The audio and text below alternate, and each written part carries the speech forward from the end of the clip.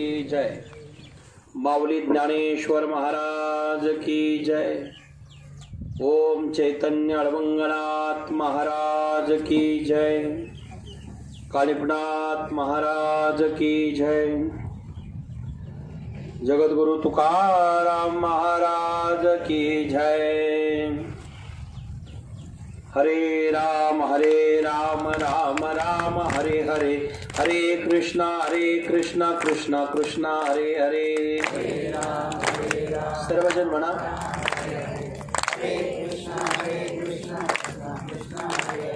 हरे राम राम राम हरे हरे, हरे कृष्णा कृष्णा कृष्णा हरे हरे। हरे राम राम राम हरे हरे, हरे कृष्णा कृष्णा कृष्णा हरे हरे। हरे राम राम हरे हरे, हरे राम हरे राम राम हरे हरे। हरे राम राम हरे हरे, हरे कृष्णा कृष्णा कृष्णा हरे हरे। हरे राम राम हरे हरे, हरे कृष्णा कृष्णा कृष्णा हरे। कुंडलिका वरदा हरि विठ्ठल श्री ज्ञानदेव तुकाराम पंढरीनाथ भगवान की जय। सद्गुरु नारायण गिरी महाराज की जय। जगद्गुरु तुकाराम महाराज की जय। कानिपनाथ महाराज की जय। बोलो रे भाई सब संतन की जय। आम्ही जातो तुम्ही कृपा असू द्यावी, सकाळ सांगावी विनंती माझी। वाडवेळ झाला उभा पांडुरंग, वैकुंठा श्रीरंग बोलवितो।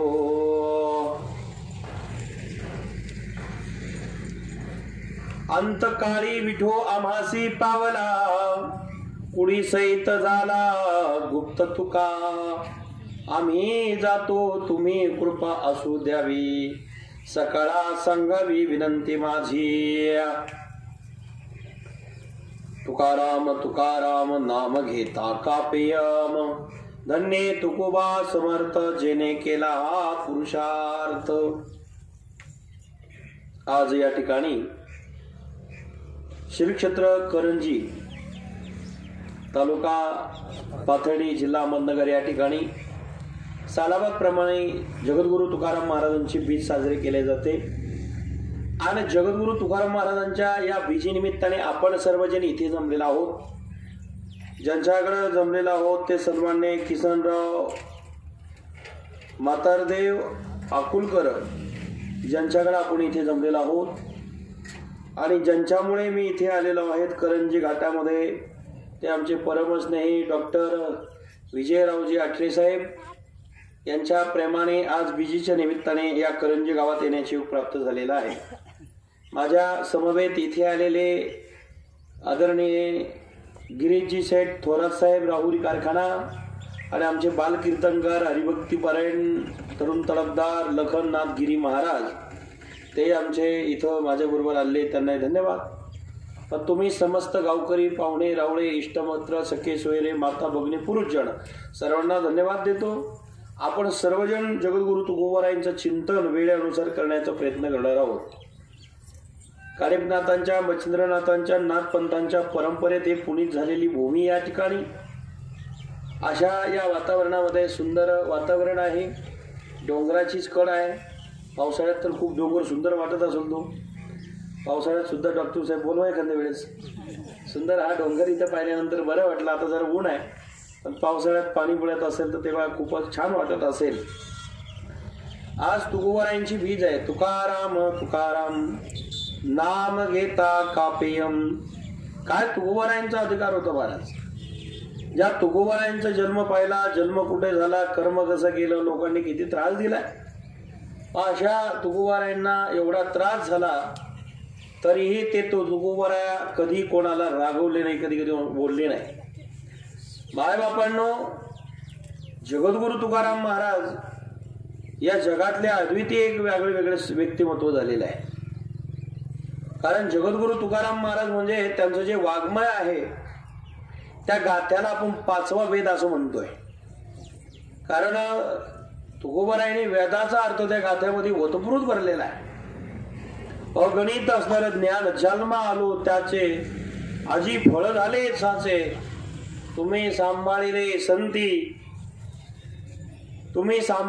संती भय निरसले गंधी. अशा या पद्धतीने तर या ठिकाणी आपण सर्वजण आहोत. आज बीज आहे, सुंदर वातावरण, सुंदर भाव. जगद्गुरु तुकाराम महाराजांचं कार्य जर पाहिलं तर एक खडतर जीवन घडलेलं आहे. तुकोबारायांचं जीवन पाहिलं तर जगोबारायांच्या या जीवनामध्ये किंवा जीवन काळामध्ये लक्ष द्या सर्वजण, ते होईल. तर या ठिकाणी जगद्गुरु तुकोबाराया असे आगळे वेगळे महात्मे झाले.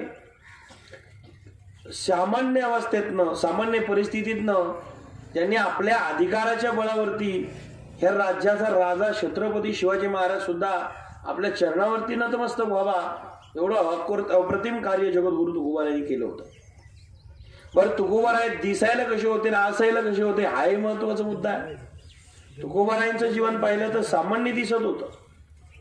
तुकोबारायांचं जीवन काळ पाहिला तर तो एकदम सामान्य होता. आणि त्या सामान्य जीवन काळामध्ये जगद्गुरु तुकोबाराया साधे धोतर नेसायचे, नेहरू शर्ट असायचा, फेटा असायचं, उपरणं असायचं, गळ्यामध्ये विना आणि हातात चिपळे असायचे. पण जगद्गुरु तुकोबारायांच्या चरणावरती नतमस्तक राजा छत्रपती शिवाजी महाराजांनी व्हावं म्हणजे तुकोबारायांचे व्यक्तिमत्व कसं होतं त्यातून कळून येतं.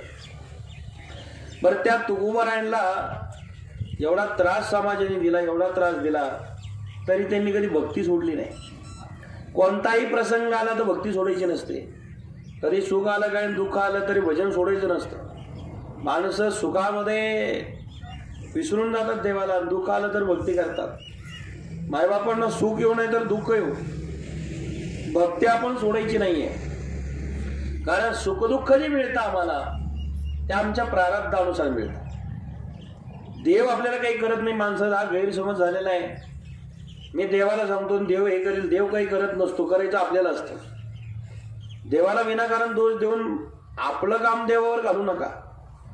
देव असणार सर्वांना सर्व देतो, पण प्रयत्न कोण करतो त्याच्यावर अवलंबून आहे. माणसाने जर प्रयत्न केले नाही, माणसाने जर आळस केला तर देव तरी काय करणार आहे. आळस माणसाचा महाशत्रू आहे. आळसी महाशत्रू ही. आळस करू नका, प्रयत्न करा. उद्योगासारखा मित्र नाही आणि आळसासारखा शत्रू नाही. माणसाचा खरा शत्रू कोण असेल तर आळस आहे. खरा मित्र कोण असेल तो उद्योग आहे. उद्योगाने यश मिळतं, उद्योगाने माणसं सक्सेस होतात. आळसाने माणसं हतबल होतात, निराश होतात. आळस करू नका. देवाने या जगामध्ये सर्व काही भरवलेलं आहे, सर्व काही दिलेलं आहे. माणसाने त्याचा सदुपयोग केला पाहिजे. आणि सदुपयोग करण्याकरता मायबाप आपल्याला या ठिकाणी नृदय भगवंतांनी दिलेला आहे. किती सुंदर आहे. संत त्याचा सदुपयोग करतात आणि ते यशस्वी होतात. माणसं ह्याच देहाचा दुरुपयोग करतात आणि निराश होतात. विचार करा, जगद्गुरु तुकोबारायांना जे मिळालेलं आहे त्याच्यामध्ये फार समाधानी आहे. तुम्हाला मी समाधानीच नाहीये, तो देव तरी करील काय. विचार करा, देवाने आम्हाला दिलेलं जे आहे त्यातून आम्ही समाधान म्हणून भक्ती करायची त्याची. त्याने नरदी आपल्याला दिला, याचा काही चार्ज घेतला का त्याने, याचा काही पैसे घेतले का त्याने. आम्ही डॉक्टर म्हणजे तुमचे डॉक्टर आमचे डॉक्टर चांगले आम्हाला फ्री औषध देतात. पण एखादा मोठा डॉक्टर असला, किती मोठा दवाखाना असला तर आधी पैसे घेतो मगच उपचार करतो की नाही. दवाखान्यात गेले तुम्ही, मोठं ऑपरेशन करायचं आहे, आता आमचे विजय भाऊ खूप चांगले आहेत, ते आमच्याकडून काही पैसे घेत नाही पण उपचार सांगतात. आणि दिले पाहिजे बरं का, खर्च दिला पाहिजे. परंतु आम्ही घेतो मग उपचार करतो. पण वैद्य तो एक पंढरी राव, तो वैद्य जगातला पांडुरंग आहे, तो कधी घेतो का. तो जगातले सगळे दुःख नष्ट करतो. बरं, तो सगळ्यांचा आहे. आंधळे पांगळे त्यांचा एक विठोबा दाता. आंधळ्या पांगळ्यांचा एक विठोबा दाता, सगळ्यांचा आहे तो. ज्याला डोळे आहे त्यांचा आहे, ज्याला डोळे नाही त्यांचाही आहे. ज्याला हात आहे त्यांचा आहे, ज्याला हात नाही त्यांचा आहे, ज्याला पाय आहे त्यांचा आहे, ज्याला पाय नाही त्यांचा आहे. कुर्मदासाला हातपाय थोडीच होते, तरी कुर्मदासा करतो तू आला. आपल्याला या ठिकाणी जर चिंतना करता पाहिलं, अनुभवलं, तर असे काही प्रसंग आपल्या डोळ्यासमोर येतात. ज्या वेळेस आपल्याला देवाकडे जाता येत नाही ना, देवाच आपल्याकडे येतो ना आपली इच्छा पूर्ण करतो. काय म्हटलं मी, ऐकताय ना तुम्ही? ज्यावेळेस आपल्याला देवाकडे जाता येत नाही, तो देव आपल्याकडे येतो ना आपली इच्छा पूर्ण करतो. असे हजारो अनुभव शास्त्रातले आपल्याकडे आहे. मग माय बापांना आपणच तशी भक्ती केली पाहिजे. देवाने आपल्याला सगळं दिलेलं आहे. कल्पना करा, ही वीज निर्माण झाली, त्याच्यावर ते माहीत चालू आहे. माणसं म्हणतात देव असं करतो, देव तसं करतो. देव काही करत नाही, करायचं आपल्याला आहे. आपलं प्रारब्ध जसं असेल तसं घडणार आहे. सुखदुःख हे प्रारब्धावर अवलंबून आहे. जन मान धन हे तो प्रारब्धा अनुसार आहे. माय बापांनो, वीज आहे, वीज, बिजली, लाईट, ते वीज जर आपण लावली, हीटर लावलं तर ती वीज उष्णता निर्माण करते. ऐकता ना तुम्ही? त्या विजेला बोर्डाला पिन खोसली, लाईटला पिन खोसली, तर त्याला हीटर लावलं तर तिथं उष्णता निर्माण होते. वीज तीच आहे. त्याच विजेच्या प्लगला जर कूलर लावलं, कूलरची पिन जोडली, तर वीज काय करते? थंड करते. बरोबर आहे? म्हणजे लाईट तीच आहे. प्लगला तुम्ही फक्त काय पिन कोणती जोडायची तुमच्या हातात आहे. म्हणजे उष्णतेचं हीटर जोडलं तर थंडीमध्ये ते असणारं गरम करतं, आणि उन्हाळ्यामध्ये जर कूलर लावलं तर ते थंड करतं. मग लाईट तीच आहे, फक्त पिना कोणत्या जोडायची तुमच्या हातात आहे. तसं देव तत्व एकच आहे. तुमच्या पद्धतीनं तुम्ही आता कोणती पिन जोडायची तुमच्या हातात आहे. तुम्ही कर्मच केलं नाही तर देवाला दोष का देतात? बरं का, दे रे हरी पलंगावर, असं कधीच होत नाही. हरीने आपल्याला दिलेलंच आहे. काही काही माणसं एवढे आळशी असतात, एवढे आळशी असतात. देवाला सांगतात, हे देवा अरे आम्हाला काहीतरी दे. टोपल्यात भाकरी भरून ठेवलेल्या आहेत, पुरणपोळ्या आहेत, सुंदर स्वयंपाक केला, हा पलंगावर झोपलेला आहे, आडवा आहे, आणि म्हणतो देवा अरे काहीच नाही दिलं मला तू. अरे तू पलंगावर उठ, टोपल्यातून भाकरी खाली काढ, घे 2-3 जरा धनकून आण, मिळेल तुला खायला. पण इतके आळशी असल्यावर त्याला मिळत नाही. काही काही माणसं इतके आळशी. अटरे साहेब, एक माणूस जांभळीच्या झाडाखाली झोपला होता. जांभूळ माहिती तुम्हाला? जांभळीच्या झाडाखाली झोपला, जांभळीच्या झाडाखाली झोपला, पण इतका आळशी झोपल्या वरतून एक जांभूळ पडलं, ते असणार तोंडावर पडलं. तो म्हणला देवा तोंडावर पडलं पण वटावर का नाही पडलं? एवढे आळशी असल्यावर खरंच देव देईन का आपल्याला? आळस करू नका, प्रयत्न करा. देवाने आपल्याला चित्त, मन, बुद्धी आणि अहंकार हे दिलेलं आहे. याच्यावरती सर्व अवलंबून आहे. मन, चित्त, बुद्धी आणि अहंकार. याला चतुष्ट म्हटलेलं आहे शास्त्रामध्ये. हे चारही गोष्टी आपल्याला देवाने दिलेल्या आहेत. आपण प्रयत्न केले पाहिजे. आपण यशस्वी झालो पाहिजे. यशस्वी होण्याकरता प्रयत्न अत्यंत गरजेचा आहे. सुखदुःख ते आपल्या हातात नाहीये, आपल्या प्रारब्धावर अवलंबून आहे. विश्वास मात्र देवावर आपण ठेवला पाहिजे. प्रयत्न करायचे. प्रयत्न करूनही यश नाही आलं का समजा आपल्या प्रारब्धात नाही. पण प्रयत्नच न करता यश नाही आलं, म्हणावं तुमच्यासारखं आळशी कोणी नाही. आळशी कोणी नाही. कारण प्रयत्न करिता वाळूचेही तेल कनरगडिता तेलही गळे. माझे गुरुवरे संत श्रेष्ठ नारायणगिरी महाराज सरला बेटाचे मठाधिपती सांगायचे, प्रयत्न केले की वाळूचे कण रगडले तर सुद्धा तेल पडतं. आम्ही प्रयत्न केले पाहिजे. प्रयत्न नाही केले तर कसं शक्य आहे? आमची माता भगिनी स्वयंपाक करतात, पीठ एकीकडे असतं, पाणी एकीकडे असतं, अग्नी एकीकडे असतो. हे 3 ठिकाणी 3 असलं तर स्वयंपाक होईल का? स्वयंपाक करायचा असेल तर अग्नी लागेल, स्वयंपाक करायचा असलं तर पाणी लागेल, स्वयंपाक करायचं असलं तर धान्य लागेल. उदक, अग्नी, धान्य झाल्या गडी पाक एका विना एक कामाला आहे. हे 3 एकत्र आले स्वयंपाक तयार होईल. आणि याच्यात पाणी आहेत आणि अग्नी नाहीये, होईल का? अग्नी पाणी आणि धान्य नाही, स्वयंपाक होईल का? स्वयंपाकाला अग्नी लागेल, पाणी लागेल आणि धान्य लागेल. तसाच आहे आपल्याला इथं जन्माला यावाला नरदिया लागेल. जन्माला आल्यानंतर काही आयुष्य लागेल, मगच आम्हाला भगवंताची भक्ती करावी लागेल, तेव्हा त्याची आम्हाला प्राप्ती होणार आहे. जगद्गुरु तुकोबरायांनी काय केलं तेच केलं. मला तुकाराम महाराजांनी काय केलं जीवनामध्ये? जे नरदी आपल्याला देवाने दिला होता त्याचं असणारं कार्य सार्थक केलेलं आहे. जो नरदी आपल्याला देवाने दिला त्याचा सदुपयोग केलेला आहे. त्याचं सार्थक कार्य कसं केलं जगद्गुरु तुकोबरायांनी? कारण जगद्गुरु तुकोबराय हे काम करत असताना, कर्तव्य करत असताना त्या भगवंताची एवढी भक्ती करतात, अप्रतिम. सदैव चिंतनामध्ये राहतात, चिंता करत नाही. माणसं रात्रंदिवस चिंतेत, चिंतनात राहत नाही. कोणाला कशाची चिंता तर कोणाला कशाची चिंता. चिंता केल्याने कोणाचं चांगलं झालं असं तरी माझ्या ऐकवात नाही. चिंता करून कोणाचं कल्याण झालं आहे का तुमच्या बसलेल्या पैकी असं कोणी सांगू शकेल का? छातीला हात लावून मी फार चिंता केली माझं चांगलं झालं सांगेल का डॉक्टर साहेब? कोणी थोडा साहेब सांगाल का कोणी चिंता केली म्हणून? सांगता येणार नाही. चिंता करू नका, चिंतन करा. चिंतन केलं की आपली चिंता देव करतो. लक्षात येत आहे ना? चिंता करू नका, चिंतन करा. सुख पाहिजे असेल तर तुका म्हणे सुख दिहे निरसने, चिंतने चिंतने तद्रुपता. आम्ही चिंतन केलं पाहिजे. तुकाराम महाराज रात्रंदिवस भजन करायचे. पांडुरंग हरी पांडुरंग हरी. त्या भगवंताच्या भक्तीमध्ये एवढे रंगून जायचे. विना घेतला चिपाळ्या घेतल्या की भजन सुरू, विना घेतल्या चिपाळ्या घेतल्या की भजन सुरू. आता भजन करणाऱ्या माणसाला सगळेच चांगले म्हणतात असं काही भाग नाही. अहो लोकरी द्या सोडून, गावकरी द्या सोडून, पावले जावळे द्या सोडून, स्वतःची बायकोच त्यांना नाव ठेवत होती. त्या काळ्याच्या नादी लागले म्हणते तुम्ही. काळे पाटील नाही बरं का, विठ्ठलाच्या. त्या काळ्याच्या नादी लागली. जिजाबाई शिव्या द्यायची.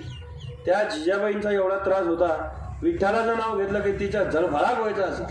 आणि ती जिजाबाई तुकोबारायला त्रास द्यायची. घरी सुद्धा सुख नव्हतं. गावातले लोक कोपले हे जन गावाचे पाटील. आता मग भिक कोण घाली? लोक गावचा पाटील सुद्धा काढून द्यायला निघाला होता. म्हणजे अशा अवस्थेतले तुकोबाराया. पण त्यांचा शेवटचा काळ जर पाहिला एवढा चांगला झाला, त्याला भगवान परमात्मा विमान घेऊन न्यायला आला होता. विचार करा, तुमच्या आमच्याकडे काही कमी नसतं, पण आमचा अंतकाळ किती दुर्दैवाने येतो. कोणाला कोणता आजार लागेल, कोणाला कोणी सांभाळणार नाही, कोणाकडे पोरं लक्ष देणार नाही, कोणाला कोणी पावले लक्ष देणार नाही, कोणाला बायका पोरं लक्ष देत नाही. असा काळ आहे. म्हणजे पद प्रतिष्ठा असल्यानंतरच आम्ही सुखी होऊ असं नाहीये. आमच्याकडे सुख समाधानाकरता संत कृपा असावी लागते. सुख समाधानाकरता भगवत भक्ती असावी लागते. तेव्हाच ते कार्य सक्सेस होतं. काय झालं, धृतराष्ट्र या देशाचा राजा होता. आपल्या सर्वांना ज्ञात आहे. राजा धृतराष्ट्र होता, ज्याला 100 मुलं होती. 100 मुलाचा बाप राजा धृतराष्ट्र आहे. मुलं ज्याला 100 झालेली आहेत, पण त्याचा अंतकाळ जर पाहिला तो अत्यंत वाईट झालेला आहे. अत्यंत वाईट. ज्याला 100 मुलं होती त्याचं जर मरण पाहिलं तर इतकं विचित्र आहे महाराज. 100 मुलं असून त्याला अंतकाळी एकही पाणी पाजायला नव्हता, एकही जिवंत राहिला नव्हता. 100 मुलावाले सांगतो मी. कौरव पांडवांचं ज्यावेळेस युद्ध झालं, पांडवांनी सगळे मारले होते. अन्याय कोणावर करू नका, अन्याय केलं तर दुःखच भोगावं लागेल. कौरव 100 होते, पण पांडव 5च होते. पण त्या एवढा पांडवाला त्रास दिला 100 कौरवांनी, एवढा त्रास दिला. शेवटी त्रास दिल्यानंतर आपल्याला बी त्रास होतोच ध्यानात ठेवा. तुम्ही जर असणाऱ्या एखाद्याला खड्डं खणलं तर ते खड्ड्यात आपल्यालाच पडावं लागतं.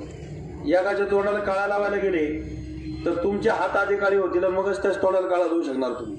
म्हणजे त्रास हा दोघांना पण आहे. कधीही वाईट बुद्धी कोणाच्या अंतकरणात ठेवू नका. वाईट विचार आपल्या अंतकरणात ठेवू नका. त्याच्यावर सोडा सर्व. तुम्ही आम्ही निमित्त आहे, करणारे ईश्वरच आहे. त्याच्या सत्तेने जगत चालत आहे, पण प्रयत्न आपल्याला करायचे. काय झालं, जगद्गुरु तुकोबारायांचं जीवन जर पाहिलं तर अंतकाळ एवढा चांगला आहे. आणि आपल्या देशाचा राजा धृतराष्ट्र पाहिला तर त्याचा अंतकाळ एवढा वाईट आहे. ज्याला 100 मुलं होती, पाणी पाजायला एक नव्हता. ज्याला 100 मुलं झाले, त्यावेळेस कौरव पांडवांचे युद्ध झालं, पांडव विजय झाले, कौरव संपल्या गेले. त्यावेळेस धृतराष्ट्र एवढा त्रास दिला होता पांडवांना, तर ते तुकडे खाऊन आमच्या पांडवाचं जगायचं. पांडवांच्याच तुकड्यावरती जगत होता. भीम मात्र असा होता, त्याला राग यायचा. पण धर्मराजा असा होता, कोणीही जरी असला तरी त्याचा द्वेष करायचा नाही. तो धर्म आहे. धर्म कधी सोडत नाही, तोच धर्म आहे. धर्मराजा मात्र त्या चुलत्याला धृतराष्ट्राला आपल्या वडिलस्थानी मानायचा, आदरातिथ्य अंतकरणात करायचा. पण हे काही भीमाला पडत नव्हतं. एकाच घरातले बरं का, भाऊ आहे, पण एक विचाराची थोडीच असतात. एकाच घरातले माणसं सगळे काही एकाच बुद्धीचे असतं का? एका विचारातले नाही महाराज. एका हवेतले मडके काय सगळे सारखेच भासतात का? तसे एका घरातले कुटुंबातले माणसं एक नसतात. भीमाला राग यायचा. भीम जायचा आणि सांगायचं, हे अंधाळ्या धृतराष्ट्रा, अरे आम्हाला त्रास दिला तू. त्रास दिल्यानंतर या ठिकाणी खूप त्रास दिला आम्हाला, नको नको तेवढं त्रास देऊन विष पाजायचा प्रयत्न केला, लाक्ष घरामध्ये जाळून मारण्याचा प्रयत्न केला, कपटाने फाशी फेकले त्या शकुनीने, त्यामध्ये हरवण्याचा प्रयत्न केला, युद्धामध्ये छळ केला आणि शेवटी आमच्या मागे श्रीकृष्ण होता म्हणून आमचा विजय झाला आणि आता मथरपणी आमचे तुकडे खाऊन जगतोय, लाज नाही वाटत तुला? भीम असा म्हटला की त्याला राग यायचा आणि धृतराष्ट्र जेवत नसायचा. रोज धर्मराजे दर्शनाला जायचे. काका का जेवत नाही, काय असलं सुखलंय, सगळ्या सुख सुविधा काकांना आहे. राजा धर्मराजा दर्शनाला गेला की म्हणायचं बाबा काय दुःख आहे तुम्हाला, काकाची काय दुःख आहे, सांगता येत नव्हतं. घरातलं दुःख सांगता येत नाही, बाहेरचा त्रास सांगता येतो पण घरच्यात सांगता येत नाही. पण शेवटी धृतराष्ट्र वाळून गेला, हातबल झाला, निराश झाला, काय करावा कळेना. शेवटी एक दिवस विचार केला, आता जर सांगितलं नाही तर त्रास होतो. मग सांगितलं. धर्मराजा दर्शनाला आले. दर्शनाला आल्यानंतर सांगितलं की मला भीम रोज येतो, जेवायला बसलो की भीम म्हणतो, अरे धृतराष्ट्रा, अरे तू अन्न खात नसून आमचं रक्त खातो. रक्त, तुझे मुलं मारलेले आम्ही, तुझ्या मुलाचं रक्त पिलेलो आहे मी, कारण मांडीचं रक्त पिलं होतं भीम ध्यानात तेव्हा. प्रतिज्ञा केली होती या जांगेवर द्रौपदीला बसवेल, कारण बोलणं सोपं असतं, करणं फार अवघड असतं. पण उन्मत्त झालेला तो दुर्योधन म्हणाला एक दिवस त्या द्रौपदीला मांडीवर बसेल. भीमाला प्रतिज्ञा केली होती या मांडीचंच रक्त तुझं पिईन मी, म्हणून रक्त पिलं होतं दुःशासनाचं.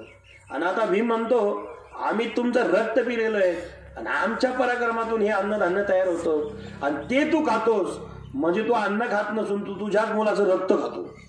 असं कोणत्या बापाला आवडेल हो? तुमच्या लक्षात येत आहे ना? असं बोलणं कोणाला आवडेल? धृतराष्ट्राला वाईट वाटायचं आणि जेवायला बसल्याला धृतराष्ट्र ताट सरकून द्यायचा. आंधळाच होता आणि गांधारीने तर पट्टी डोळ्यावर बांधलेली होती. शेवटी जेवत नसायचा, वाळून गेला. धर्मराजाने विचारलं काका झालं तरी काय तुम्हाला? त्यावेळेस धर्मराजाने सांगितलं झालं काय?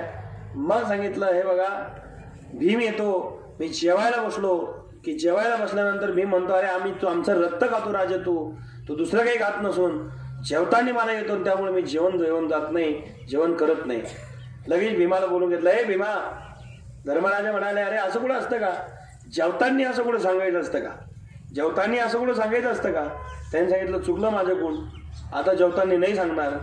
भीमाने आपल्या सोयीने अर्थ काढला होता. जेवताना असं कुठं सांगायचं असतं का? धर्मराजा बोलल्यामुळं याने विचार केला जेवताना असं सांगायचं असतं का? मग आता जेवताना नाही सांगायचं, जेवणाच्या अगोदर 10 मिनिटं येऊन सांगून जायचं. त्यांनी आपलं डोकं चालवलं. कोणा भीमच होता, अडबंगच होता, त्याच्या कोण नाही लागणार आहे. तो मात्र काय करायचा, रोज धृतराष्ट्र जेवायला बसला का 10 मिनिटं आधीच जायचं. भावाची आज्ञा पाळावी लागायची ना. जेवताना असं कुठं सांगतात का? बरं का डॉक्टर, त्याने सोयीने अर्थ काढला होता. 10 मिनिटं आधी यायचं सांगायचं अरे आमचे तुकडे खातो का? खा, तुझ्या रक्तच खातो तुझ्या मुलाचं, आमच्या रक्तातून परिक्रमातून ते झालेलं आहेत. अरे जा, त्याला 15 मिनिटं असं सांगून द्यायचं आधी. याला राग यायचा. शेवटी तो खात नव्हता, वाळून गेला. कंटाळा जीवनाला. कोण कंटाळा? एक काळ ज्याचा चक्रवर्ती राज्य होतं, एक काळ भारताचा सम्राट तो होता, भारताचा प्रमुख होता, 100 मुलं ज्याला होती, वज्र हृदय दुर्योधनासारखा मुलगा होता, पराक्रम एवढा होता, अंगामध्ये शक्ती एवढी होती का लोखंडाचं पीठ करण्याची ताकद अंगामध्ये ताकद होती. एवढाही मोठा असताना तो आज कंटाळा की ज्याच्या हातात आता काही राहिलं नाही. जेवणाला सुद्धा आपलं स्वातंत्र्य राहिलं नाही, जेवण करताना सुद्धा समाधान नाही. त्यांनी मात्र रात्रीच्या वेळेला विचार केला काय करावा, आणि मग त्यांनी गांधारीला सांगितलं आता मी काही राहत नाही. रात्रीच्या वेळेला रथ गोळा घातला, रथात बसून जंगलात गेला आणि शेवटी जंगलात गेल्यानंतर त्या जंगलात राहिला. त्या जंगलाला आग लागली महाराज. जंगलामध्ये निघून गेलं सैराबाईला. आता आंधळ्याचं पडणं काय रोडनंच असतं का? आंधळ्याचं पडणं ते का रोडनंच थोडंच असतं. सैराबाईला धावू लागला. लाकडाला लाकडाची घर्षण झाली, अग्नी देवता प्रज्वलित झाली, बडबड बडबड बडबड बडबड अग्नी लागला. आणि अग्नी लागल्यानंतर त्या ठिकाणी मायबाप अग्नी पेटलेला आहे, बडबड अग्नी लागलेला आहे. आणि अग्नी बनवा लागल्यानंतर धृतराष्ट्र त्या अग्नीमध्ये जळून भस्म झालेला आहे. ऐकताय तुम्ही? या भारताचा सम्राटची कथा सांगतोय मी, आपल्या देशाचं हे असणारा इतिहास सांगतोय मी. ज्याला 100 मुलं होते, एकही पाणी पाजायला नव्हता. ज्याचं भारताचं साम्राज्य होतं त्याला स्वतंत्रता काही राहिली नव्हती. आणि भारताचा चक्रवर्ती राजा होता, त्याला मूठ माती द्यायला कोणी नव्हतं. विचार करा, त्याचं मरण एका जंगलामध्ये वनवा लागून गेलं होतं. शेवटी अन्याय केला की अन्यायाचं दुःख तुम्हाला भोगावं लागतं. कोणाला त्रास दिला तर एक दिवस भोगावा लागतो. जैशी करणी वैसा फल, आज नाही तो निश्चित कल. तुम्हाला भोगावं लागेल. म्हणून हात जोडून विनंती मायबापांना कळकळीची, कोणाचंच कधी वाईट करू नका, कोणाला कधी वाईट म्हणू नका आणि कोणाच्या विषयी अंतकरणात वाईट भावना ठेवू नका.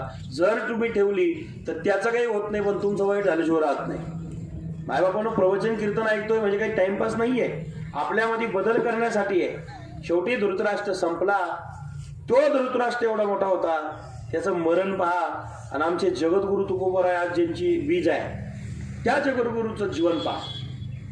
ज्या जगद्गुरूच्या तुकाराम महाराजांच्या जीवनामध्ये दुःखच दुःख आयुष्यभर होतं, पण मरताना त्या सुखाला काही पारावर राहिलं नाही जाताना. ज्यावेळेस अंतकाळ आला तुकोबरायांचा, कारण तुकोबराय असे विधेय होते, काय खातो आम्ही कासाया सांगते. एकदा मेवणे जेवायला आले तुकोबरायकडे. मेवणे बायकोचे भाव तुमच्याकडे काय म्हणते इकडे? मेवणेच म्हणतात, दाजी मेवणे असं काहीतरी म्हणतात. मेवणे जेवायला आले. जेव घातल्याकरता जिजाई पुढे होती. सुंदर स्वयंपाक झाला. तुकाराम महाराज जेवायला बसले. मेवणा जेवायला बसला. सुंदर स्वयंपाक केला होता, पुरणपोळ्या, त्याच्यामध्ये सार होता, सार केलेला होता. हे तुकोबराय पोटभर जेवले. मेवणा चाकत मगत खायचा. मेवणा चाकत मगत खायचं, काही जेवायलाच तयार नाही. यांचं जेवण झालं. शेवटी ज्यावेळेस जिजाई जेवायला बसल्या, जिजाईनं एक साराची फोरकार मारली, त्याच्यात मीठच नव्हतं महाराज. मीठ नसल्यामुळं जिजाई म्हणाले, अहो तुम्हाला कळत नाही, माझा भाऊ इतक्या दिवसातून आला होता, जेवणाकरता आला होता आणि आळणी खाल्लं तुम्ही, तुम्हाला कळत नव्हतं का? माझा भाऊ उपाशी राहिला तुमच्यामुळं. तुकोबराय म्हटले, तुझा भाऊ उपास राहिला मी काय करू? कारण मी तुझ्या भावाला नको धरूच म्हटलं. म्हटले मीठ नाही, त्यांनी तर मागितलं नाही, तुम्ही का सांगितलं नाही? यांनी सांगितलं, मला मी काय खातो हेच कळत नाही, तर सांगायचा कधी प्रश्न उरेल? काय खातो आम्ही? कासया सांगाते, आम्हाला कळत नाही. आम्ही ब्रह्मरस घेऊ काढा, तेने पिढा निवरेल. आम्ही आनंदात राहतो, ब्रह्मरसाचं सेवन करतो. आता आम्ही असलं तसलं काही घेत नाही. मग तुकोबरायांची जीवनाचा काळ असा होता. तुकाराम महाराजांची भक्ती एवढी मोठी खडतर होती, लोकांनी खूप त्रास दिला, खूप त्रास दिला महाराज. ते तुकोबराय तरी कोणाला त्रास दिला. निंदी कोणी मारी, वंदी कोणी पूजा करी. मज यही नाही, मज तेही नाही, वेगळा दोही पासून या. निंदा केली काय होणार आहे हो? तुम्हाला एखादा माणूस मूर्ख म्हणला कोणाला, आणि तुम्ही मूर्खच नसले तर म्हणल्याने काय बिघडणार आहे? आणि तुम्हाला जर खूप एखादा माणूस चांगला म्हणला आणि तुम्ही खरंच जर मूर्ख असले तर काय फायदा होणार आहे का? म्हणजे लोकांच्या म्हणण्यावर अवलंबून नाही, आपण कसे आहोत याच्यावर अवलंबून आहे. तुमच्या लक्षात घ्या, लोक काय म्हणतील तिकडे कधीच बघू नका. आपल्याला काय करायचं ते कधी विसरू नका.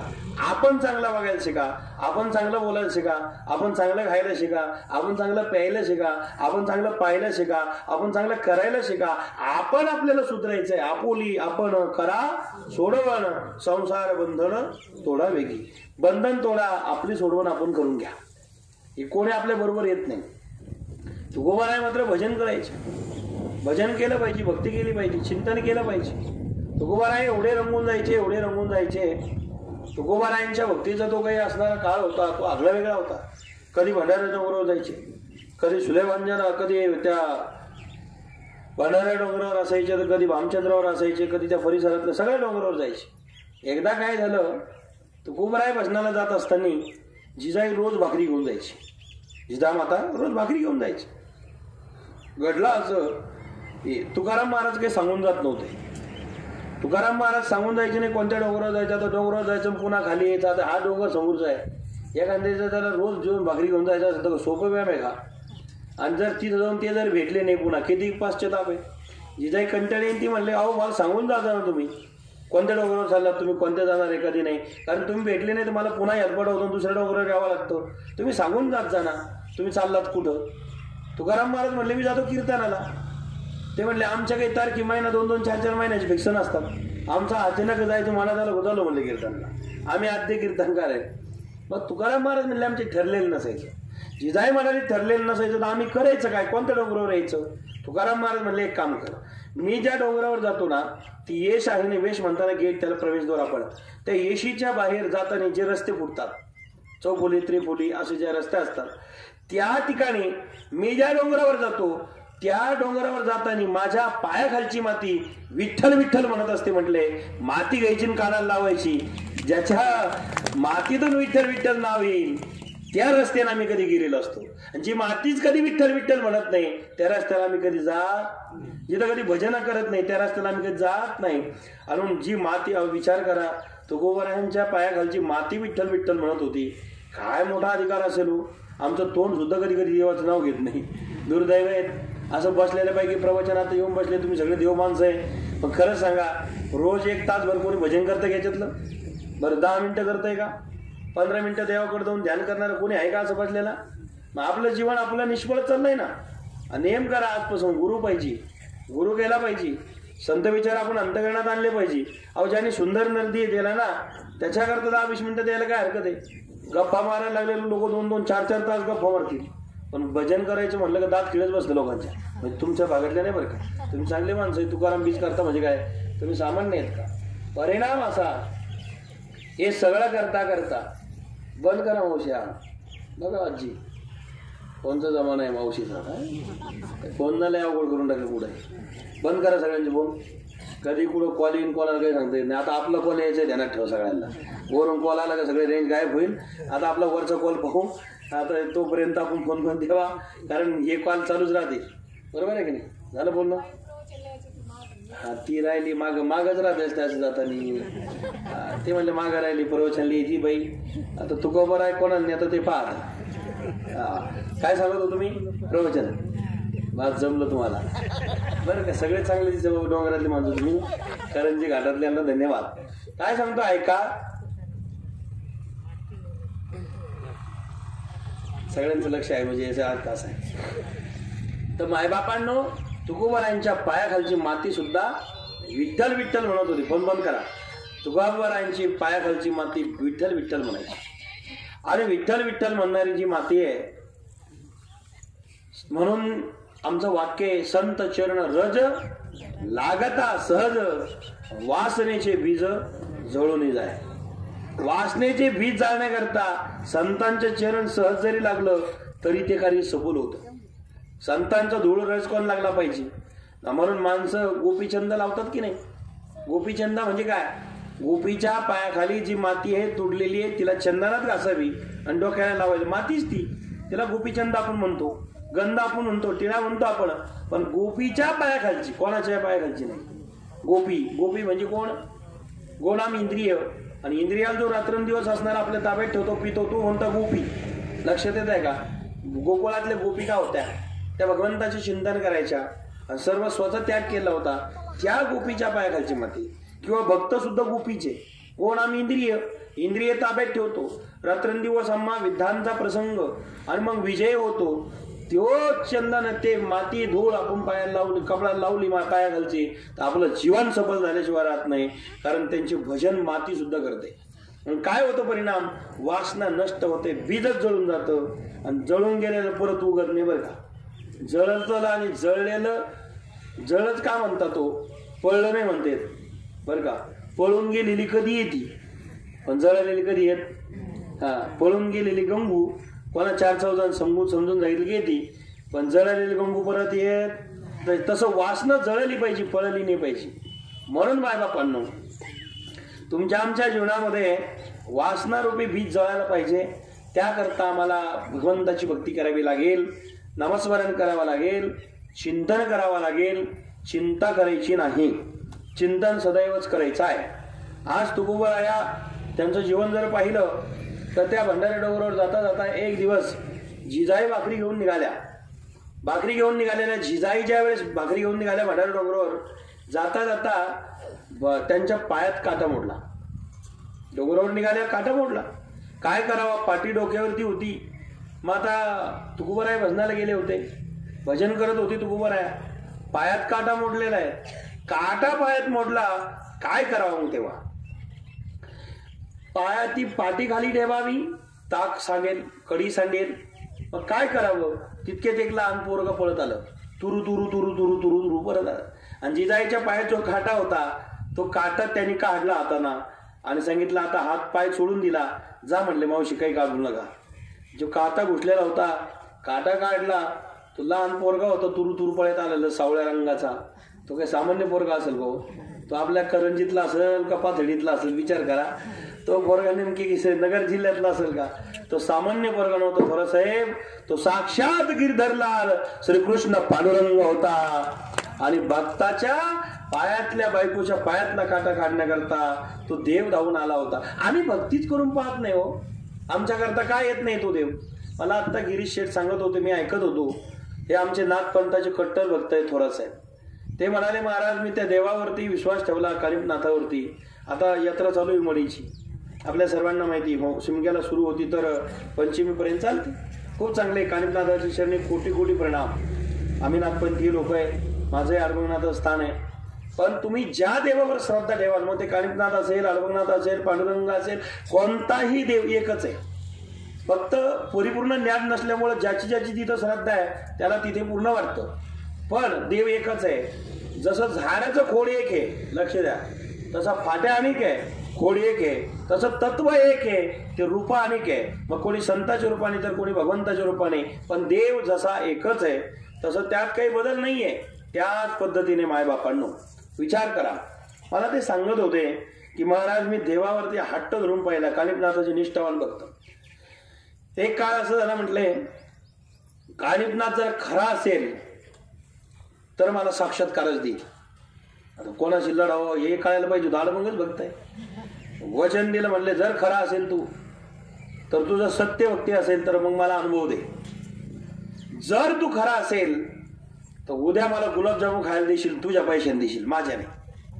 काय बोलावं, आता घडलेली घटना बरं का, मी दृष्टांत सांगत नाही. त्यांनी मला गाडीत येताना सांगितलंय. मी हसत होतो, ते सांगत होते, मी दीक्षित देऊन ऐकत होतो. त्यांनी सांगितलं जर कालिपनाथा तू जर खरं सत्वाचं असतील तर उद्या तू, मी माझ्या पैशाने घेणार नाही, तुझ्या पैशाचे गुलाबजामुन पाहिजे. आणि पण ते बी 6 वाजेच्या आत पाहिजे राहत उद्या. आज सकाळपासून तर 6 वाजेपर्यंत ते पण केला. दुपार झाली, गुलाबजामुनही. 4 वाजले, गुलाबजामुनही. 5 वाजत आले, गुलाबजामुनही. शेवटी 5 वाजता जेवून घेतलं यांनी. काही खरं नाही आहे नाथाचं, देवाचं काही खरं नाही आहे. कोणतरी मित्र आला, त्याने सांगितलं गिरीश शेठ चला माझं सगळं, आमक्याच्या घरी आपल्याला जेवायला जायचं, वास्तुशांती बोलवलं. त्याने सांगितलं मी जेवलो, आता एकदा जेवलो जेवत नाही. तो म्हणलं अरे काहीतरी चाला राव गप्पा मारीचो. बरं का आत्ताची घटना, ठीक आहे म्हणे. गेले त्या वास्तुशांतीच्या घरी. तिथे गेल्यावर एकदा जेवलेला माणूस काय जेवणार आहे खरंच, जो पोटभर जेवला तो परत जेवणार नाही. त्यांनी सांगितलं मी जेवून आलो. ते म्हणले नाही और असं कुठं असतं, तुम्हाला निमंत्रण होतो. याने त्यांना निमंत्रण होतं पण जेवून आलो ना, आता चुकलं माझ्याकडून, मी जेवलेलो आहे. त्यांनी म्हणले एक काम करा, 2 घास तरी खा. हे म्हणले 1 घास जायची ताकद नाही तर 2 घास कसे खातात. मग एक काम करा म्हणले, शेजारी बसा. हे म्हणले बसायला का फमारायला बसतो, पण जेवायला नाही बसणार. पोटभर जेवून आलो, आत्ताच जेवलो. आणि गेल्यानंतर घरमालकाने सांगितलं हे बघा आता मात्र हे जेवत नसेल थोरात साहेब, तर जेवणाची इच्छा नसेल तर एक काम करा, जाऊ द्या. एका सेवकाला सांगितलं अरे जाऊ दे, यांना 4-5 गुलाबजामू आणा, निदान गुलाबजामू तरी खा. घड्याळीत पाहिलं 6ला 5 मिनिटं कमी होते. 5 मिनिटात गुलाबजामू खाल्ले. ही नाथांची शक्ती आहे, ही भगवंताची शक्ती आहे. घडलेली घटना तुम्ही अनुभव घेऊन पहा, अनुभव घेऊन पहा, निश्चित तुमच्याकरता देव धावून येतो. एकदा आम्ही, माझ्या जीवनातला अनुभव सांगतो, पण आपल्याला 12 वाजता फुलं उधळायची आहे बरोबर. थोडंफार माग पुढे झालेल ना, फुलं टाकून देऊन मग आपण ठीक आहे बरोबर 12ला आपण पशुगोष्टी करू आणि 2-5 मिनिटं इकडं तिकडं चालेल का मालक? ओके. तसं काही नसतं, 12लाच फेकले पाहिजे. आपल्या अंतकरणातले 12 वाजले पाहिजे, हे बी सांगून टाकतो तुम्हाला. हे घड्याळीतले 12 रोजच वाढतात. देव आले म्हणजे काय ते काय त्याच टायमाला लिंग गेले असं काही नाहीये. मी तुम्हाला आज ते क्लिअर ते पण करून देतो. तुकाराम महाराज की. ऐका, आम्ही ज्या वेळेस यात्रा करत होतो, सरला बेटातले आमचे काही संन्यासी परंपरा आहे, तेव्हा माझी नैष्टिक ब्रह्मचारी दीक्षा होऊन आम्ही यात्रा करायचो. 4-5 शिष्य बेटातून महाराष्ट्रातून आम्ही साहेब यात्रा करायला गेलो होतो. आता ते काही थंडीचे बर्फाची हिमालयातली यात्रा काही सोपी नाही आहे. पायी यात्रा तुम्ही 4 धाम करत असाल मग गाड्या नाही, पण जो पायी यात्रा करतो त्याला माहिती आहे सुखदुःख काय असतात. आम्ही यात्रा करायला 4-5 जण होतो. नेमकी बाकीची गळले ते मागे आले ऋषिकेशला, आणि आम्ही हिमालयात पायी यात्रा करत असताना एकटाच शेवटी राहिलो. एक मित्र जोडीदार झाला साधू. आता मी वयाने खूप लहान होतो. तो जो मित्र झाला तो 60-65 वर्षाचा म्हातारा होता. साधू हे म्हातारा आहे, वाळलेलाच आहे, पण साधू खडतर होता. माझी वय फार कमी होती तेव्हा, 17-18 वर्षाची वय. 17-18 वर्षाचा मुलगा म्हणजे काय, साधू जरी असेल तर शेवटी मुलाचीच अवस्था असते. त्या तारुण्यातून आणि 17-18 वर्षाची वय होती, यात्रा चालू आहे, फार परिपूर्ण अनुभव नाही आहे. सद्गुरूची कृपा संपादन केल्याने यात्रा करायचे अनुभव घ्यायचे होते. तेव्हा पायी यात्रा 4.5 ते 5 वर्ष माझ्या जीवनात घडलेली आहे. त्या यात्रा करता करता माझ्याकडे 2 कांबळी होत्या. कांबळ कळती ना तुम्हाला, घुंगडी कांबळ, थंडीच्या अंगावर 2 कांबळ होत्या. पण त्याच्यातूनही थंडी काही राहत नव्हती डॉक्टर साहेब. थंडी फार होती, कारण हिमालय म्हणलं बर्फच आहे. थंडी फार होती. माझा जो मित्र साधू झालेला होता तो 60-65 वर्षाचा वयवृद्ध होता आणि त्याच्याकडे मात्र एकच कांबळ होती, घोंगडी. मग आम्ही जाता जाता रस्त्याने एक साधू होता. त्या साधूच्या अंगावरती एकही शाल वगैरे काही नव्हती आणि तो आजारी होता. थोडं करत बसला होता. या साधूला दया आली, कारण दया येणं हा धर्मच आमचा. साधूला दया आली आणि साधूने त्याच्या अंगावरची जी शाल होती, कांबळ होती, त्यांनी तो दुसरा जो थंडीनं काकडलेला होता ना बर्फामध्ये, त्याला देऊन टाकली. मी म्हणलं अरे रे रे रे रे, ही साधूनं शाल दिली म्हणजे याने दिली, माझा मित्र आहे, मला 2 शालीना तर रगेनं थंडी जात नाही, यानं दिली म्हणजे मला आता एक याला मित्र धर्म आहे ना. आता संबंध जोडले म्हणलं धर्मच तो, याला एक द्यावा लागणार आहे की नाही, एक शाल द्यावा लागणार. म्हटलं वाईट वाटलं, काय माणूस राव स्वतःच देऊन टाकतो. वाईट वाटलं, कारण ती भावना त्या काळातली होती. वाईट वाटलं. त्यानं सांगितलं अहो तुम्ही देऊ नका, तुम्हालाच एक आहे, मला 2 आहे. त्यांनी सांगितलं काळजी करू नका, आपली काळजी आपण नाही करायची, आपण ज्याची भक्ती करतो तो आपली काळजी करेल. म्हटले देव तुम्ही कशाला काळजी करतात, आपण ज्याची भक्ती करतो तो आपली काळजी करेल. मी म्हणलं बोलणं सोपं आहे, म्हणणं सोपं आहे, पण थंडी आता संध्याकाळी झोपायचं आम्हाला कळेल. म्हटलं आमच्या दोघांची चर्चा झाली. जाता जाता त्याने ती शाल देऊन टाकली. पुढे गेलो. 10-5 किलोमीटर यात्रा झाली. 10 किलोमीटरवरती एक साध्वी महात्मा साध्वी होती आणि ती साधक साध्वी साधूंना भोजन देण्याकरता गाड्या घेऊन तिचा ताप आली होती. तिनं भंडारा ठेवला. आपल्या भाषेत पंक्ती बरं का, तिकडे भंडारा म्हणतात, तुम्ही लंगर भंडारा त्या भाषेत तिकडे जर गेले लंगर भंडारा असं म्हणतात. तो भंडारा होता. त्या भंडाऱ्याला सगळ्यांना साधू संतांची पूजा करण्याकरता जेवण होतं, अन्नदान होतं, अन्नक्षेत्र होतं. त्या ठिकाणी आम्ही गेलो. अन्नक्षेत्र चालू आहे, भंडारा सुरू आहे आणि आम्ही जेवायला त्या पंक्तीला आम्हाला आग्रह करून साधू म्हणले की पूजन होतं.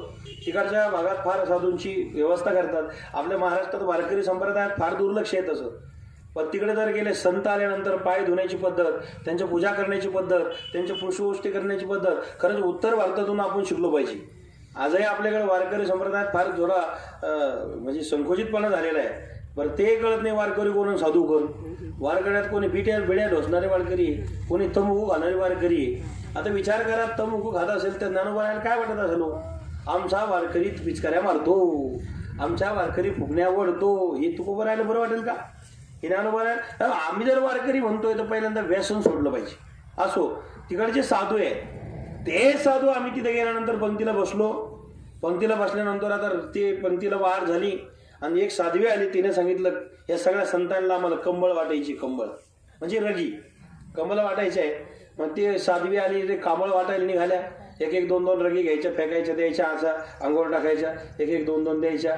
आमची पंगत तिथे बसलेली होती. असणार वाटीत आली होती. वाटल्यानंतर तिनं रगी घेतल्या होत्या आणि त्या रगी ज्या होत्या ना मायबाप, त्या रगी देत कांबळी देत, गरम कपडे, उलनचे कपडे. आता हिमालयातले काश्मीर त्या भागात कपडे म्हणल्यावर चांगलेच, ते थंडीचे कपडे वाटीत होते. आमच्या शेजारी जे साधू महाराज होते त्यांनी त्या ठिकाणी त्यांना रगी दिल्या, सगळ्यांना 1-1, 2-2 देत होत्या. त्या साधूचे पंगत आली, त्याच्या अंगावर त्या साध्वीने 3 रगी टाकल्या आणि मी शेजारी होतो, माझ्यावर मात्र एकच टाकली. तुम्ही आहे सगळे प्रवचनात, त्याच्यावर 3 टाकल्या, माझ्यावर एकच टाकली. त्याच दिवशी ठरवलं आता आपण आपल्या काही करता करायचं नाही, त्या देवाला सगळं कळतंय. तेव्हापासून संग्रह करायचं सोडून दिलाय. आज गिरीश शेठ 3 वर्ष माझ्या संगतीत सेवा करतात. कधीच कुठली चिंता नाही, मस्तीत. माझं जेवण सुद्धा ठरलेलं राहत नाही आणि बरोबर 6 वाजता जेवण मला भिक्षा देव देत असतो. कुठं काय सकाळ तुम्ही ऑटोमॅटिक देतो, ठरलेलं काहीच नाही. तुम्ही त्याच्यावर ठरवा, तुम्हाला तो सगळं देईल, विश्वास ठेवा. आणि नाही दिलं ती इच्छा त्याची, ही बी भावना पाहिजे. नाहीतर एखाद्या दिवशी दिलं नाही तर भजनच बंद करशाल तुम्ही. तसं नाही करायचं. त्याची इच्छा असलं तर देईल, दिलं तर आनंद, नाही दिले अति आनंद. आजची दिवस इच्छा असेल त्याची उपास ठेवायची, विश्वास ठेवा. मला 1 रग दिली, त्या साधूला 3 दिल्या. त्यांनी 2 दान केल्या होत्या, माझ्याकडे 2 तशाच होत्या. मला 1 पटीनं झालं, त्याला 3 पटीनं. तेव्हा मला कळलं दिल्यानंतर 3 पटीने येत राहतं. त्या दिवसापासून निर्णय घेतला, आजपासून दुसऱ्याला द्यायला शिकलं पाहिजे. दुसऱ्याला द्यायला शिकलं पाहिजे बरं का. किसी के काम जो आहे उसे इंसान कहते. मायबापांनो देत जा, कोणाला तरी देत जा, ही संतांची सेवा करत जा. आपला धर्मच तो. ग्रस्त आश्रमातले तुम्ही आहात, शुद्ध माळ घाला तुळशीची, वारकरी जीवन जगा, काही काम करा. काम करता करता हे सगळं केलं पाहिजे. आणि आपल्याला भगवंताची भक्ती करायची आहे. सगळे मागून जा रे, मागून पोरव, तिकून इकडे वाटी द्यायचं, मागच्या बाजून जायचं. तर मायबापांनो कडेल जात तिकडे इकडे वाटी द्या. तर अशा पद्धतीने असं जे जीवन आहे ते धन्य जीवन आम्हाला जगायचं आहे. तुकोबारायांचा काळ पाहिला, तुकोबाराय मस्तीत जीवन जगत होते, तुकोबाराय आनंदात जीवन जगत होते. ते तुकोबाराया आपल्यामध्ये असताना कितीतरी त्रास सहन केला होता. ज्यावेळेस सगळे लोक जमलेले होते, जमलेला असताना तुकोबारायने या जगाकडे पाहिलं, फार त्रास दिला मला. तुकोबाराय म्हटले आता अंतकाळ माझा जवळ आला, जायला पाहिजे. मग तुकोबारायांना काही संत ते देवाकडे चालले होते. तुकोबारायांनी सांगितलं त्यांना, सांगा आता देवाला माझा निरूप. तुम्ही सनकाधिक संत अनविता कृपावंत, एवढा करा उपकार, सांगा देवा नमस्कार. माझा देवाला नमस्कार सांगावा. तुकोबारायांनी नमस्कार सांगितला.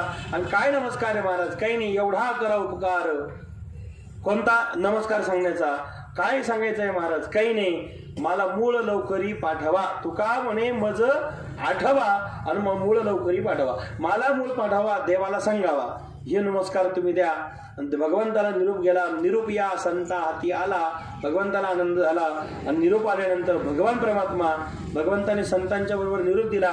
तुकोबारायला न्यायला इकडचं तिकडं चुकून येणार नाही, स्वतः मीच येणार आहे. विचार करा, दीपावलीचा सण असेल, मुलीला न्यायला भाऊ आला तर किती आनंद होतो. चुलत भाऊ आला तरी आनंदच होतो, माम भाऊ आला तरी आनंदच होतो, चुलता काका आला तरी आनंदच होतो. पण स्वतः बाप ज्या वेळेस न्यायला येतो मुलीला, त्या आनंदाला काही पारावार. मुलीला ज्यावेळेस मुरळी म्हणतात ना आपल्याकडे, दीपावलीचा सण, आता खरंच तो आनंदच गेला बरं का. आता गाड्या घोड्या आल्या, फोन आले, याच्यामुळे तो आनंद गेला.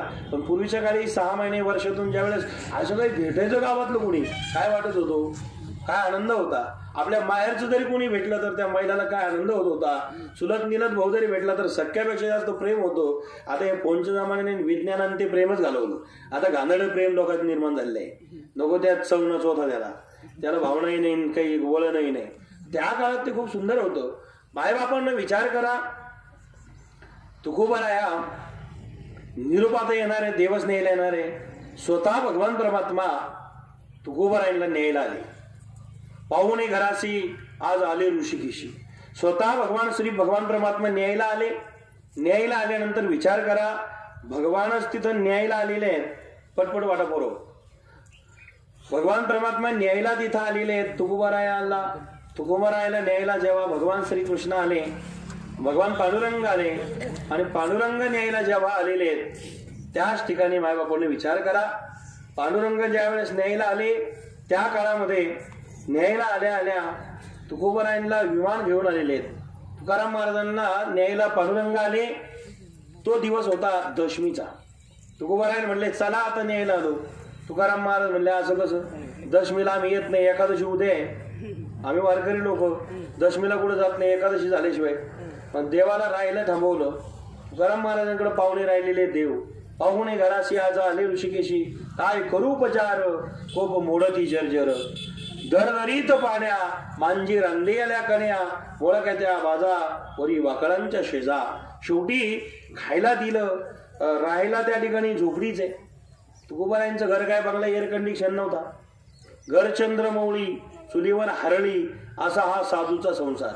घर चंद्रमौळी होता, चुलीवर हरळ होती, असा हा संसार त्या ठिकाणी होता. तुकोबारायला न्यायला आता पांडुरंग आलेले आहेत. एकादशीचा दिवस झाला, द्वादशी झाली, त्रयोदशी झाली, परिणाम असा झाला, पौर्णिमा झाली, प्रतिपदा झाली, आणि मग तुकोबारायांना भगवान परमात्मा आलेले आहेत.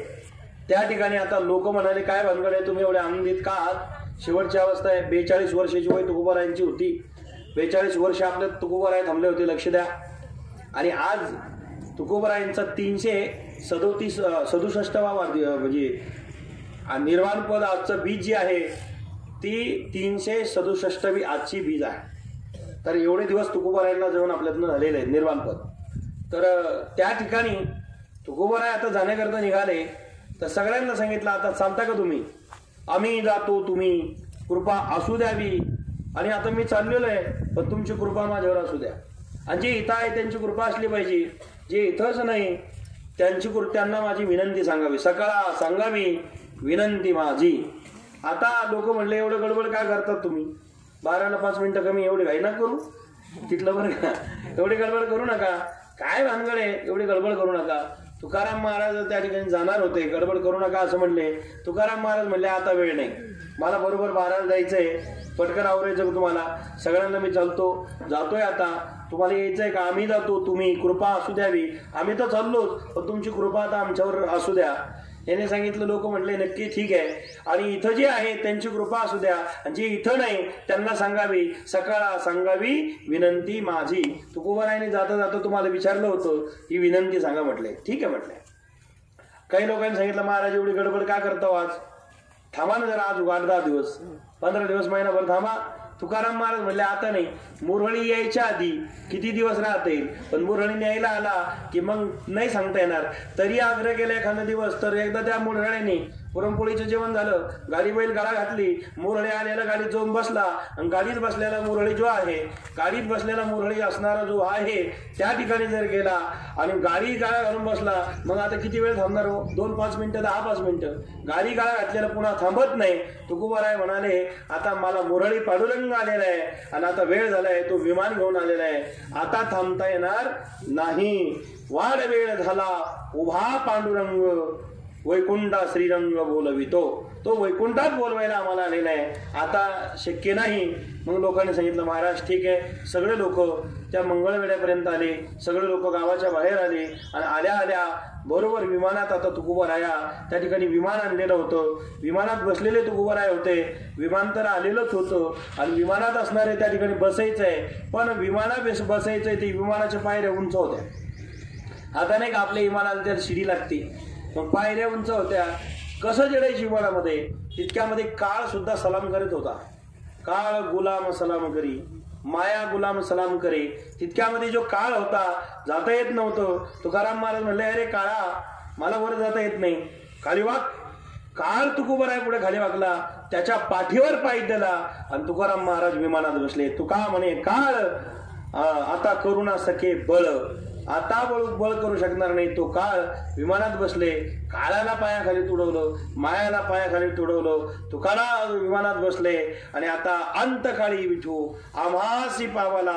भगवान परमात्मा पावला, आणि बरोबर पावल्या पावल्या भगवान परमात्मा विमान घेऊन आले होते. विमान घेऊन आल्या आल्या भगवंत पावलेले होते. तुकाराम महाराज विमानात बसलेले होते. सगळे लोक आता चोखून पाहत होते. जिजाईला शेवटी विचारलं चालती का तू माझ्या बरोबर? आपण नाही म्हणत का यात्रेला चालता का, पंढरपूरला चालता का, आपण काशी यात्रेला चालतात का? एखाद्या काही असणारे माणसं म्हणतात हे बघा आला असतो, पण मिरच्या लावल्या, मिरच्याला पाणीच दिलं नाही. बरोबर आहे. तशी जिजाई काय म्हणते, अहो मी आले असते. कुठे चाललात तुम्ही? ते म्हणले आता मी चाललो म्हणले वैकुंठात. कोण राहतो तिथं? तिथं म्हणले माझा विठ्ठल पांडुरंग. तू म्हणले काळ्या तिथे बी आहे का? इथं त्यांनी वाटोळ केलं म्हणले त्या काळ्याने पांडुरंगाने. तिथं गेलं तर त्रासच देईल, त्याचं तोंडच पाहिजे नाही म्हणले. इतक्या भगवी होती ती. आणि जर एवढे करून मी आले असते, पण आपल्या संसारातली म्हैस माझ्या माहेरची आलेली आहे, ती गाभण होती, ती जनायला आलेली आहे, ती व्यायलाच आलेली आहे, आता महिन्यावर आलेली आहे. मग ती जर जणली, तिचं दूध कोण काढेल, तिचं दूध कोण खाईल? शेवटी म्हशीवारी वैकुंठ घालणारी बायको होती, ध्यानात ठेवा. आणि बरोबर 12ला आता 1 मिनिट कमी होता तिथलं बरं का, तुम्ही लक्ष द्या सगळे. 12ला 1 मिनिट कमी होता. तुकाराम महाराज विमानात बसले, जिजाई आली नाही. लोकांना सांगितलं तुम्ही चालताय का? नाही नाही नाही आले बरं का. देवाला धर्माला भेटायला सगळे येत नाही. आणि आता मात्र तुकाराम महाराज म्हणले आम्हाला देव भेटला, देव मिळाला, आणि देव मिळाला कळाला भेटला अंतकाळी विठो आम्हासी पावला. असं म्हटल्यानंतर त्या ठिकाणी हजारो लोक आले होते. देव पृष्ठी करायला लागले होते. आकाशातून फुलं उधळण्याचे काम चालू होते. आणि तितक्यामध्ये फुलं टाकता टाकता सगळ्यांनी एकच गर्जना केली, तुकाराम महाराज की जय, पंढरीनाथ महाराज की जय, गोपाल कृष्ण भगवान की जय. बरोबर 12 वाजता पुष्पवृष्टी झाली होती. अंतकाळी विठो आमासी पावला, आणि पुढी सहित झाला गुप्त तुका. तुकाराम तुकाराम तुकाराम तुकाराम, सगळे म्हणा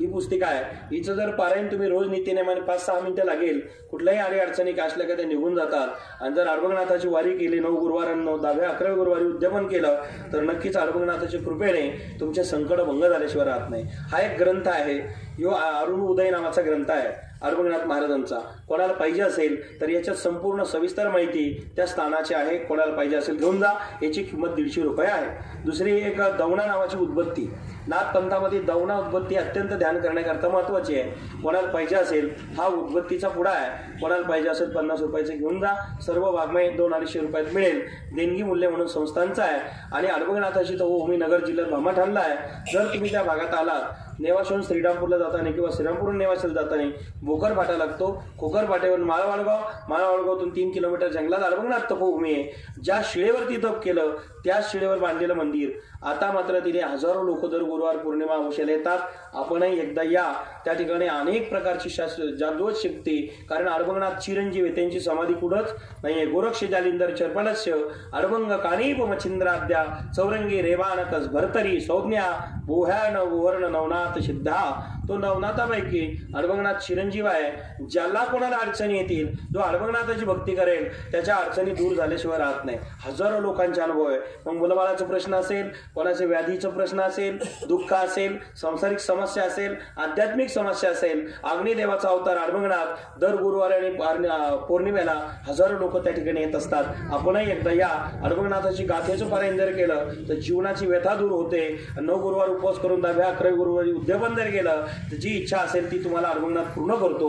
अडचणी भंग करून तुमच्या अडचणी मोकळ्या करतो. असं पवित्र ठिकाण भामानगर भामाठाणी या ठिकाणी आहे. आपल्या सर्वांना पुनश्च धन्यवाद देतो. तुकाराम बीजीच्या निमित्ताने करंजी या गावामध्ये पाथर्डी तालुका करंजी या ठिकाणी येण्याची प्राप्त झाला.